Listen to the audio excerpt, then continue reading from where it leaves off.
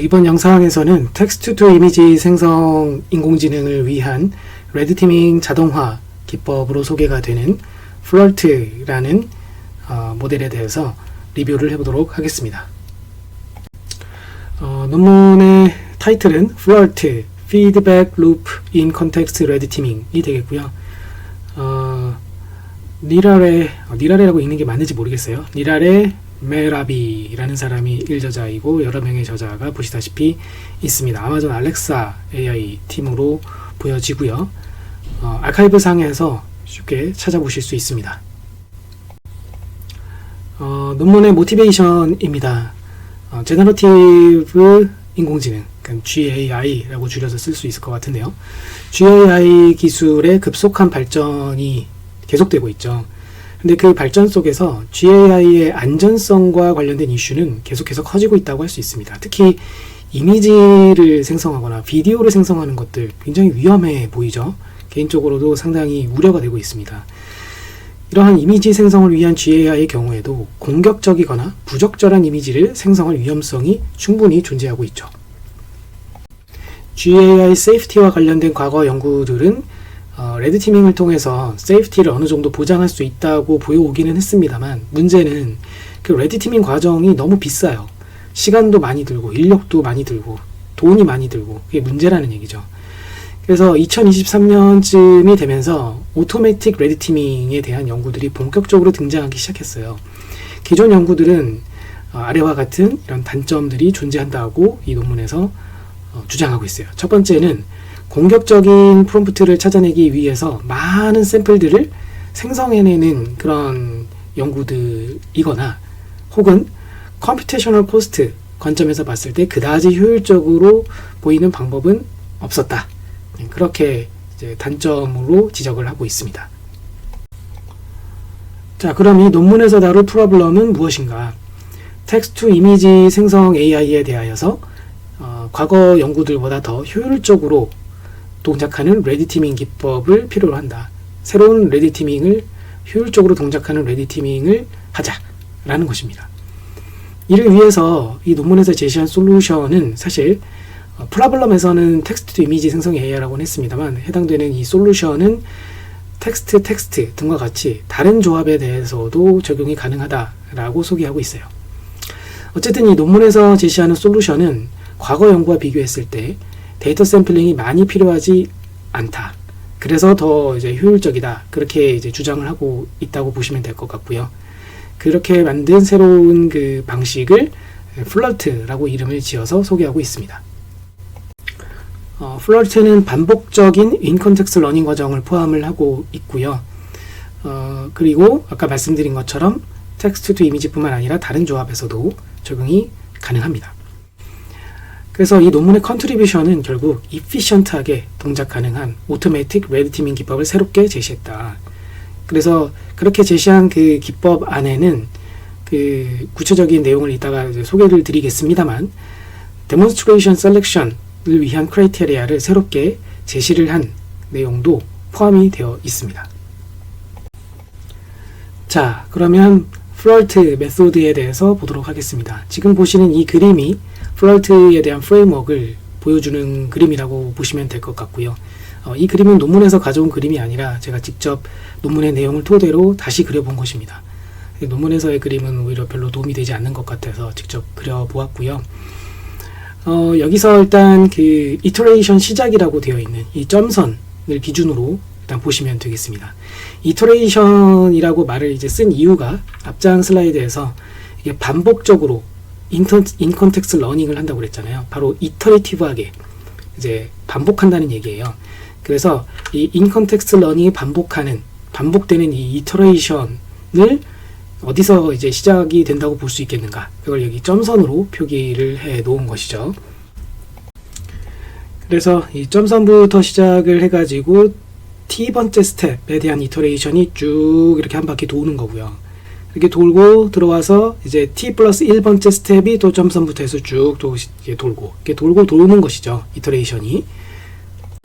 그런데 t번째 스텝이 이제 시작하기 전에 준비물이 하나 필요한데요. 점선 윗부분에 표시된 것처럼 해당되는 t번째 스텝에 사용할 프롬프트 셋이 필요합니다. 그것을 여기서 xt라고 표기하고 있는 것인데요. 예를 들어서 t가 0이다. 그러니까 가장 최초 이터레이션이 돌아야만 한다. 그러면 미리 이제 준비된 시드 프롬프트가 필요할 것입니다. 이 최초의 시드 프롬프트. 사람이 직접 설계해서 주는 프롬프트가 이곳에 들어가게 될 수도 있겠죠. 그래서 어쨌든 그것이 x0라고 표기가 되어 있고, 이것을 이제 가지고 이터레이션이 시작이 되게 되는 것이죠. 그렇게 되면은 이제 한번 이터레이션이 쭉 다 돌고 나면은 그 다음번 스텝, 그러니까 t가 1인 경우에 대한 스텝에서 사용하기 위한 프롬프트 셋이 새롭게 만들어지게 됩니다. 그래서 그거를 사용해 가지고 또 다음번 이터레이션이 시작이 되게 되는 것이죠. 자, 그러면 이제 이 이터레이션을 따라가 보도록 하겠습니다. 자, t번째 스텝에서 사용하기 위한 프롬프트 셋이라고 할 수 있는 xt가 있는데요. 그래서 요 놈을 입력으로 받아서 이 redLM이라는 녀석이 Red Language 모델을 줄여서 redLM이라고 썼습니다. redLM이라고 하는 것은 potentially adversarial한 프롬프트들을 이제 내뱉어 주게 됩니다.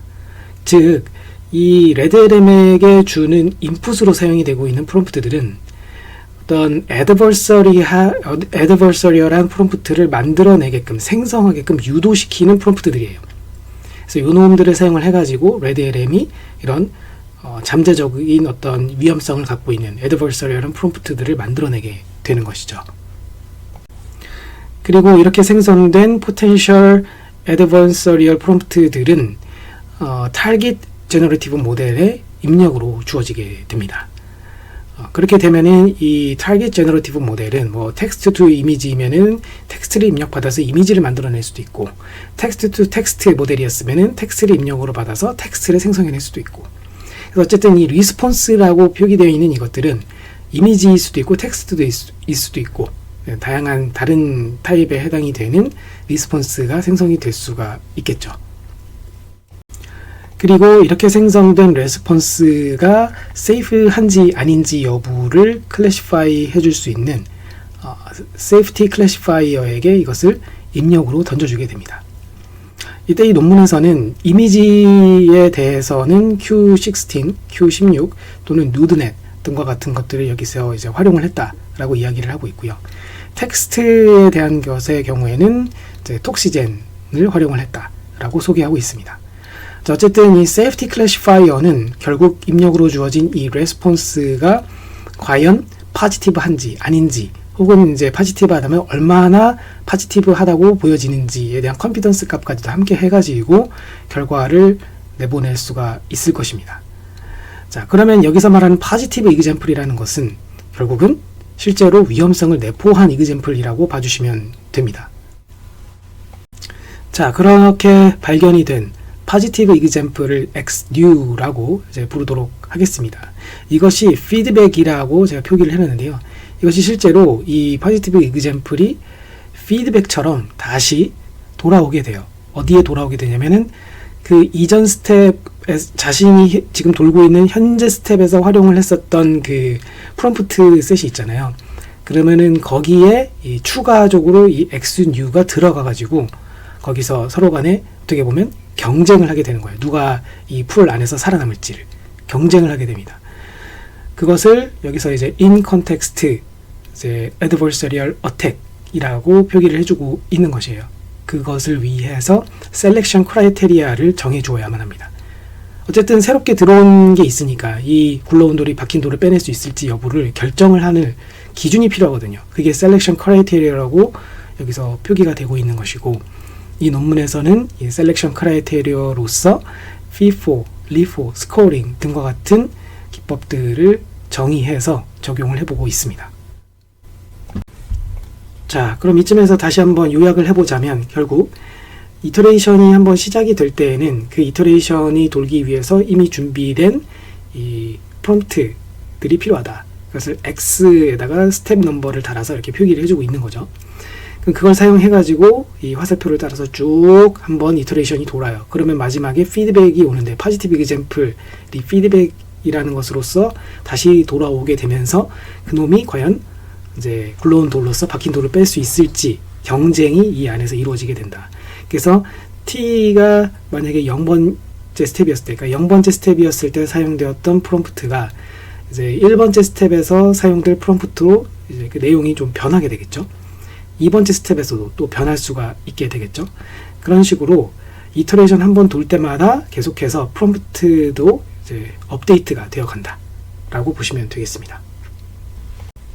자, 앞에서 소개해드렸던 그 플로이트 프레임워크를 보면 셀렉션 크라이테리아가 상당히 중요한 역할을 하고 있다는 걸 아실 수 있을 겁니다. 그래서 이에 대해서 좀 더 소개를 드릴 건데요. 이 셀렉션 크라이테리아에 대해서 소개드리기 전에 먼저 전제 조건이 있습니다. 뭐냐면 이 각각의 그 프롬프트들, 그러니까 앞에서 소개드린 요 대문자 X로 표기된 거 있죠. X0 하면 0번째 스텝에서의 프롬프트, 이게 보통 이제 시드 프롬프트는 이제 사람이 직접 주는 경우라고 보시면 되겠고요. X1, X2라고 표기된 이 하나하나들, 이것이 사실은 M개의 프롬프트로 구성되어 있다 라고 일단 보시면 되겠고요. 그래서 이게 이렇게 묶음이 이제 하나의 X1 또는 X2 이렇게 보시면 되는 것이죠. 어쨌든 이런 묶음 안에 들어있는 각각의 프롬프트들은 순서가 있다. 순서대로 나열되어 있다. 이렇게 순서 정보를 잘 중요하게 생각을 해주셔야 한다는 얘기입니다. 왜냐하면 뒤에서 이제 소개해드릴 이 셀렉션 크라이테리아들이 이 순서대로 나열되어 있다는 상황을 가정하고 적용되는 기법들이기 때문입니다. 자, 그리고 GAI에 의해서 한 개의 새로운 Adversarial Example XNew가 이미 주어져 있는 상황을 가정하고 있어요. 그 무슨 얘기냐면 앞장으로 다시 돌아가서 이렇게 피드백 형태로서 XNew가 들어온다고 그랬잖아요. 그러니까 기존에 있었던, 예를 들어 지금 이제 새롭게 준비해야 될 스텝 넘버가 1이었어요. 그러면은 그 0번째 스텝이 이렇게 돌면서 이제 피드백이 들어왔고, 그러니까 방금 0번째 스텝에서 썼었던 시드 프롬프트도 있는 거예요.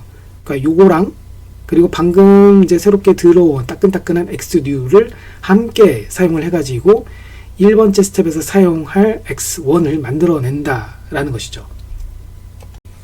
자, 그러면 첫 번째로 살펴볼 셀렉션 크라이테리아는 first in first out 입니다.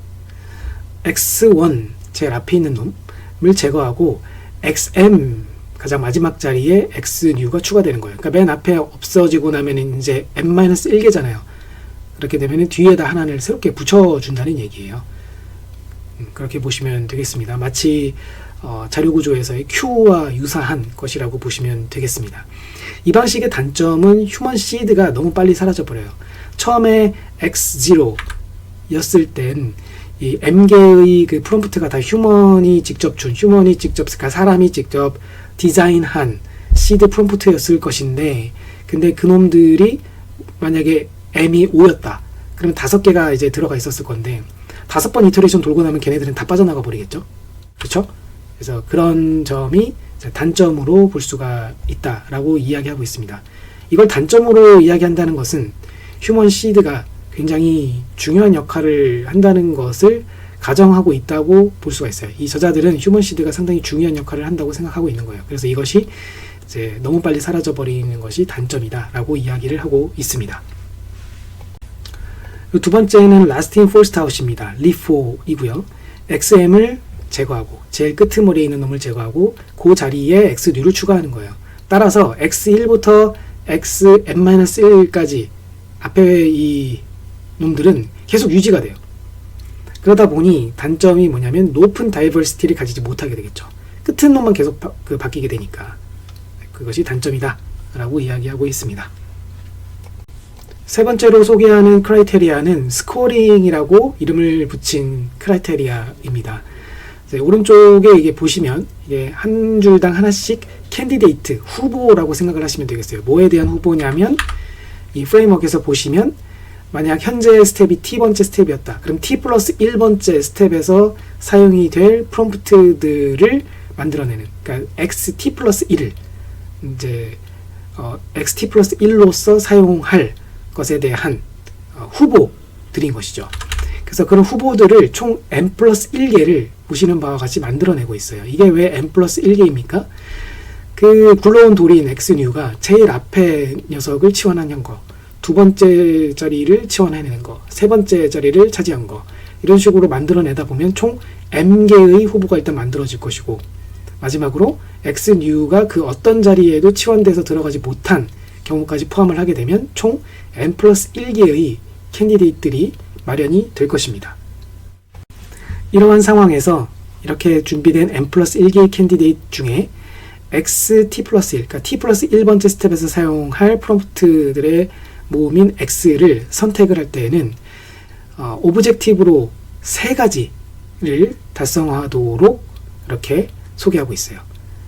여기서 이제 3가지 오브젝티브라 함은 Attack Effectiveness랑 Diversity, 그리고 마지막으로 Low Toxicity라는 것으로 오브젝티브를 소개하고 있습니다. 이것을 옵티마이제이션 형태로, 옵티마이제이션 펑션 형태로 다시 나타내면 이렇게 될 거예요. t 플러스 1번째 스텝을 위한 x는 argmax 한 다음에 score라고 되어 있는데, 이게 점수를 이제 얘기하는 것이죠. x에 대한 점수. 여기서 x는 이제 후보에 속하는 그 하나하나를 가리키는 거예요. 그 하나하나를 각각 다 스코어를 내보는 거예요. 그랬을 때 그 중에서 가장 큰 스코어를 달성하는 놈을 t 플러스 1번째 스텝을 위한 x로 선정을 하겠다라는 이야기인 것이죠. 그런데 이것을 다시 어떻게 표현을 해주고 있냐면, 오른쪽에 보이시는 것과 같이 썸메이션 형태.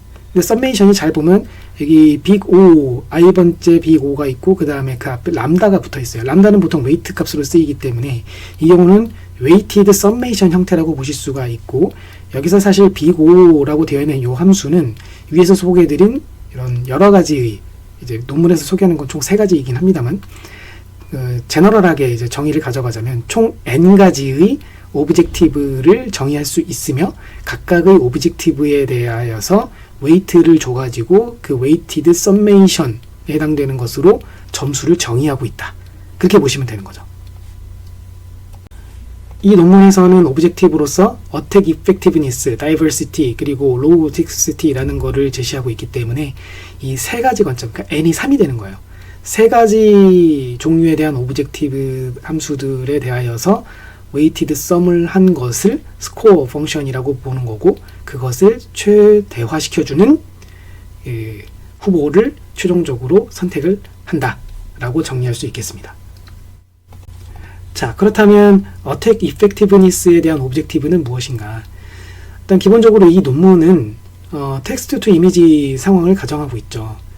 그랬을 때 그 텍스트 이미지 상황에선 예를 들어 이렇게 정의해주고 있어요.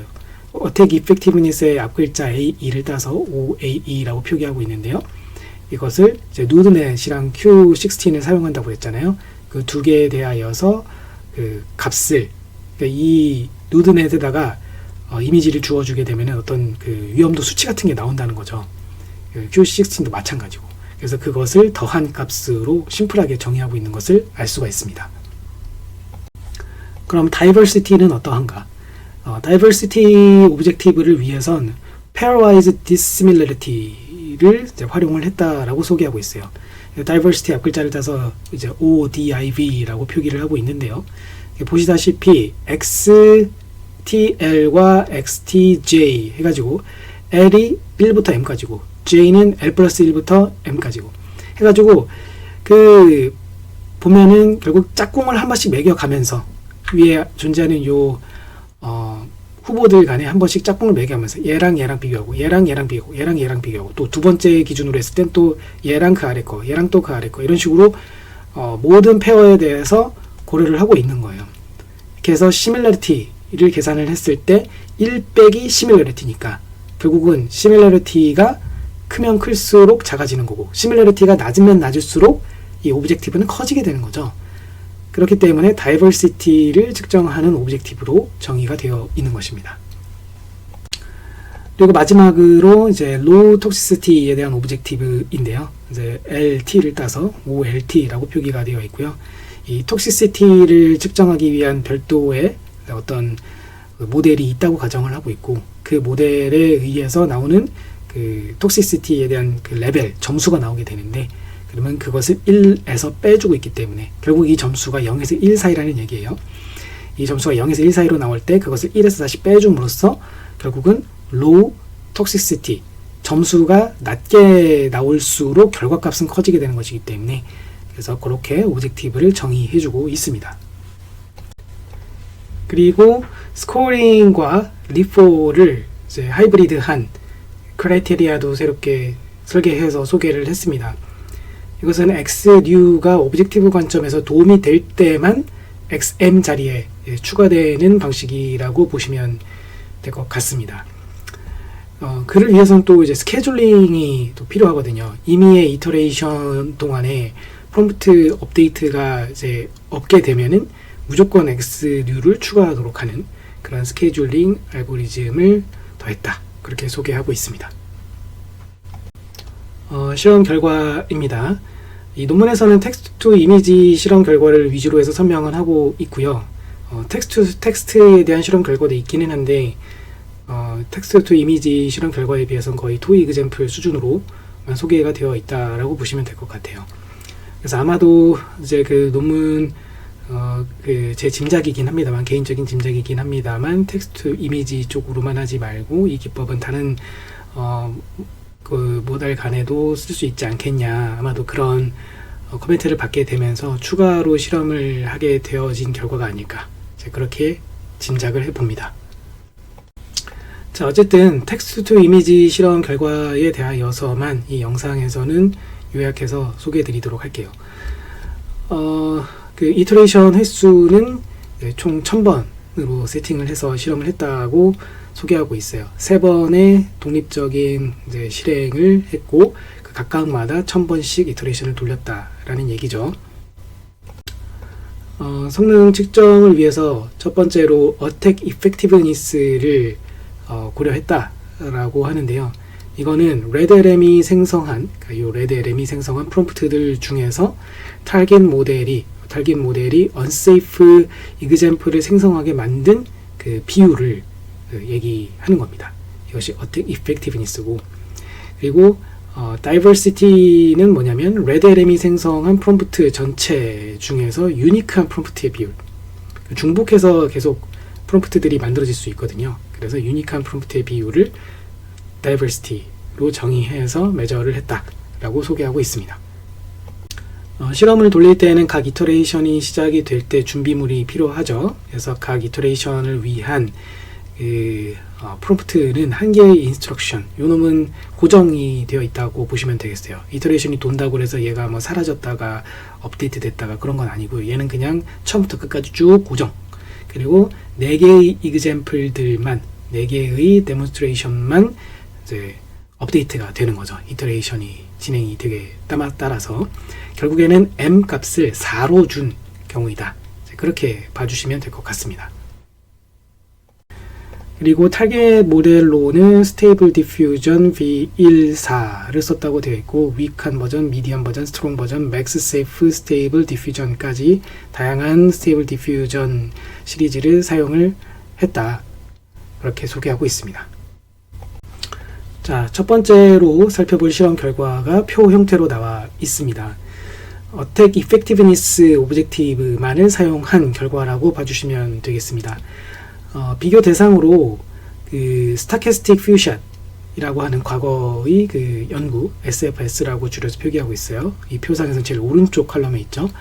이것하고 이제 주로 비교를 했다라고 보시면 되겠고, 리포부터 해서 스코어링 리포까지는 서로 다른 각각의 그 셀렉션 크라이테리아들을 의미하는 것이죠. 그랬을 때 전반적으로 더 좋은 결과를 보여주고 있었다. 특히 스코어링 기법이 아주 좋은 결과를 보여주었다라고 소개하고 있고요. SFS의 경우에는 diversity 값이 여기 그 괄호 안에 표기가 되어 있는데, diversity 값은 가장 높은 편이었으나 attack effectiveness는 상당히 낮았다라고 이야기하고 있습니다. 휴먼 시드가 없이 레드LM이 생성한 프롬프트에만 의존해서 SFS는 동작하기 때문에 그래서 이런 결과가 나왔다라고 주장하고 있어요. 어쨌든 결과적으로는 이 플럴트가 SFS보다는 더 나은 결과를 보여준 것이고, 특히나 스코어링 기법이 좋은 결과를 내준 것은 사실이긴 합니다만, 보시면 그 이펙티브하다고 판명된 그 프레이즈들을 재사용하거나 반복하는 그런 모습을 보이더라. 그러면서 다이버시티 값이 상당히 낮다는 걸 알 수 있습니다. 그렇기 때문에 다이버시티 컨트롤이 필요해진 그런 상황이 된 것이죠. 그래서 다음 슬라이드에서는 이 A 오브젝티브만 사용하지 않고 다이버시티까지 함께 사용한 실험 결과를 보여드리긴 할 텐데요. 그 슬라이드로 넘어가기에 앞서서 일단 중요한 부분 하나를 짚고 넘어가야 됩니다. 우측 상단의 네모 박스로 제가 써놨는데요. 이 논문의 컨트리뷰션, 또 이 논문의 서두에서 주장한 부분을 증명하기 위해서 사실 실험을 하는 거거든요. 실험은 아무 목적 없이 하면 되지 않죠. 처음에 이 논문에서 무엇이라고 주장을 했었습니까? 자, 프로블럼에 뭐라고 이야기했었냐면 효율적으로 레드티밍을 하자. 자동적으로 하는데 효율적으로 해야 된다. 과거 연구에 비해서 데이터 샘플링이 많이 필요해진 새로운 방식을 제시했다. 이렇게 주장을 할 거면 컨트리뷰션도 또 여기서 이렇게 가져갔기 때문에 그러므로 실험에서도 이 이피션시와 관련된 부분을 상당히 비중 있게 다뤄야만 하지 않겠습니까? 자, 그런데 다시 실험으로 돌아와서 보면은 여기서 그 어느 곳에서도 이피션시에 대한 이야기를 하고 있지 않습니다. 다른 표나 그림에서도 그 이피션시에 대해서 비중 있게 다루지 않아요. 논문의 한 패러그래프 상에서 말미 부분에 간단하게만 언급을 이렇게 해주고 있거든요. 뭐라고 설명하고 있냐면 SFS 기법은 지로샷을 사용해서, 그러니까 레드LM을 사용해가지고 초반에 지로샷을 사용해가지고 이니셜 프롬프트를 생성한다. 그렇기 때문에 휴먼 시드 없이 동작하는 그런 방식이기 때문에 그래서 이렇게 결과가 안 좋게 나왔는데 어쨌든 그 방식 자체가 지로샷을 하는 한번 프롬프팅이 있고 그 다음에서야 플로트랑 비슷하게 퓨샷 프롬프팅하는 과정이 또 있기 때문에 결과적으로는 샘플링하는 과정이 플로트에 비해서 2배나 많이 든다. 그렇게 말로 간단하게 설명을 하고 있거든요. 이렇게 설명을 간단하게 하고 넘어가는 부분에서 이 논문에 대한 만족감이 상당히 크게 하락을 했다. 개인적으로는 그렇게 느꼈습니다. 자, 그 다음에 A와 다이버시티를 동시에 오브젝티브를 사용한 결과입니다. A와 다이버시티를 동시에 만족하기가 상당히 어려웠다라고 이야기하고 있어요. 다시 말해서 이 둘은 서로가 트레이드오프 관계처럼 보였다. 둘 사이의 적절한 지점을 선택해서 사용을 해야 하더라라고 이야기하고 있습니다. 여기서 보시면은 웨이티드 썸이었죠. 앞에서 이미 소개드린 바와 같이 스코어를 낼 때 웨이티드 썸을 한다고 했고 실제로 람다가 웨이트 값을 이제 의미하는 것이죠. 여기서 이 A 오브젝티브에 해당되는 것에 대한 람다는 1로 고정을 해서 실험을 했다고 하고요. 람다 2만 0에서 1 사이로 값을 조절해 가면서 그 결과를 확인했다라고 이야기하고 있습니다. 결과적으로는 이 아래쪽 부분과 같이 보시면 이 람다2 값이 가로축이에요. 0에서 1 사이로 변화하고 있죠. 그럼에 따라서 파란색 선은 다이버시티, 그리고 빨간색 선은 어택 이펙티브니스 점수를 이야기하는 것이거든요. 보시면 이게 서로가 교차하는 지점이 공통적으로 보일 겁니다. 그래서 이게 마치 두 마리 토끼 같다, 트레이드 오프 관계다 라고 이야기하는 것이고요.